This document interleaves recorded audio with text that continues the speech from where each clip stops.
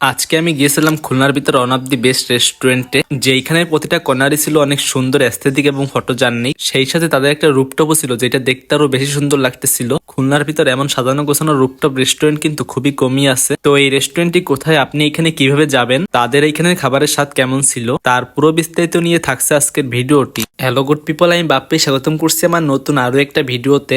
আমি সেদিন গিয়েছিলাম খুলনার সাউথ গেট রেস্টুরেন্টে। এইটার লোকেশন ছিল 0 রেখে সামনে যেই মোহাম্মদনগর স্টেশনটি আছে তার পাশেই। 0 থেকে ভাড়া নেবে জনপ্রতি 5 টাকা করে। যাই হোক, তো রেস্টুরেন্টের স্পেসটি কিন্তু খুবই বড় ছিল, সেই সাথে অনেক সুন্দরভাবে সাজানো ছিল চারিদিকে। এইখানে আসলে আপনার মন প্রাণ দুইটাই জুড়িয়ে যাবে। আর যারা একটু ছবি তুলতে পছন্দ করেন তাদের জন্য এটি একটা পারফেক্ট প্লেস হতে পারে, কারণ এইখানে অনেক সুন্দর সুন্দর ছবি আসতেছিল।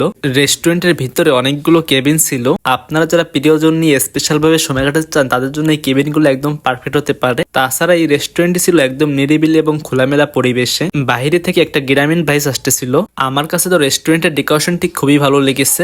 রেস্টুরেন্টের রুফটপটাও কিন্তু অনেক সুন্দরভাবে সাজানো ছিল। এইটা দিনের থেকে রাতে আরো দেখতে বেশি ভালো লাগতেছিল। এইখানে অনেক সুন্দরভাবে লাইটিং করা ছিল, যার নিচে অনেক অ্যাস্থেটিক ছবি আসতেছিল। যাই হোক, তো খাবারের দিকে যাওয়া যাক। আমরা এখান থেকে নিয়েছিলাম তাদের ফ্যামিলি প্যাকেজটি, যেইখানে 8 রকমের খাবার ছিল, যার প্রাইস নিয়েছিল 2500 টাকা। আর এই প্যাকেজটি 5 জন অনায়াসে খেতে পারবে, যেইখানে জনপ্রতি খরচ হবে 510 টাকা করে। খাবারগুলো ছিল wonton special Thai soup, Chinese fried rice, special Chinese vegetable, cashew nut salad, beef sizzling, do pyaza and drinks. খাবার হিসাবে প্রাইসটি আমার কাছে একটু বেশি মনে হয়েছে। সেই সাথে এখানে সবগুলো খাবারই মজা ছিল না, কিছু কিছু খাবার ভালো লাগছে, আবার কিছু কিছু খাবার খারাপ লাগছে। লাস্টে আমরা এখান থেকে একটা চিকেন বারবিকিউ প্লেটার নিয়েছিলাম, যার প্রাইস নিয়েছিল 250 টাকা। এইটা খেতে খুবই মজার ছিল, চিকেনের ভিতরে একদম সফট হয়ে গিয়েছিল।